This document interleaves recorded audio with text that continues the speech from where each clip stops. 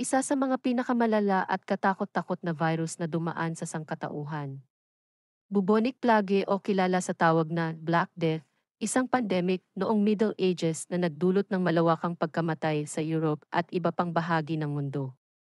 Ang sanhi nito ay ang bacterium na Yersinia pestis na naidala ng mga pulgas na nasa mga daga. Spanish flu o kilala naman sa H1N1 influenza, isang malawakang pandemic noong 1918 na kumitil ng milyon-milyong buhay sa buong mundo.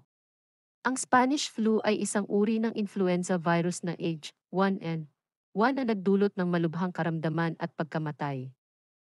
HIV o AIDS, ang Human Immunodeficiency Virus, HIV, ay nagdudulot ng Acquired Immunodeficiency Syndrome AIDS.